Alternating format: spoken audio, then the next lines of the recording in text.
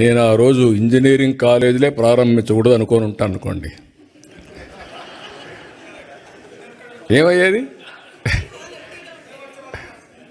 అవునా కాదా? That is the vision I have given. దానికి నేను మీ ఫైల్స్ మోసకపోయాను. మీరు గుర్తుపెట్టుకోవాలి. అంటే ఒక్కొక్క ఇంజనీరింగ్ కాలేజ్ ఫైల్ తీసుకొని, ఒక మెడికల్ కాలేజ్ ఫైల్ తీసుకొని, నాకేం అవసరం లేదు ఢిల్లీలో.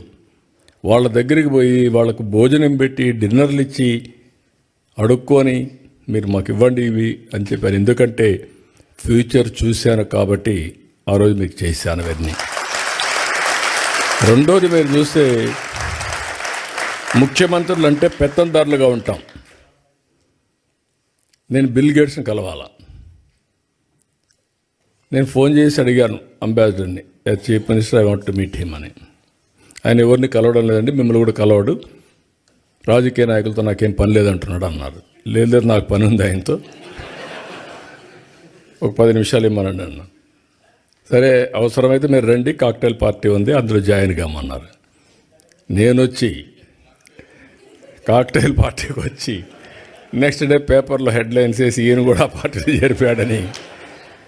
కరెక్ట్ కాదండి, ఓన్లీ 5-10 మినిట్స్ కావాలని చెప్పి అడిగాను, ఇచ్చాడు. దానికి 3 రోజులు ప్రిపేర్ అయ్యాను.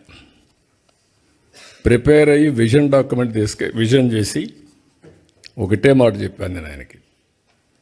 నా దగ్గర కూర్చున్నాడు ఇదే మరిగా. 5 మినిట్స్ అన్నారు. నేను స్టార్ట్ చేస్తే ఆయన ఇంకేమీ అబ్జెక్షన్ చేయలేదు. 45 మినిట్స్ వీ స్పెంట్. అప్పుడు నేను విజన్ ఇచ్చాను. What is India, what is the strength of India in technology అని. ఈ ఎంటైర్ అగ్రీడ్ విత్ మీ. నేనేం చేయాలి మీకు అన్నాడు. మీరు ఏమీ చేయక్కర్లేదు, మీ మైక్రోసాఫ్ట్ కంపెనీ హైదరాబాద్లో పెట్టమని అడిగా ఆ రోజు. అప్పట్లో ఎవరు అడగరు, ఓన్లీ సియాటల్లో ఉంది. ఎందుకంటే మైక్రోసాఫ్ట్ వస్తే ప్రపంచం అంతా అనుకుంటారు హైదరాబాద్లో ఏమీ లేకపోతే వచ్చాడు, మైక్రోసాఫ్ట్ పెట్టాడని చెప్పి అన్ని కంపెనీలు వస్తాయి. ఫ్లాగ్షిప్ కంపెనీని చెప్పి ప్రయత్నం చేశాను, జయప్రదమయ్యాను.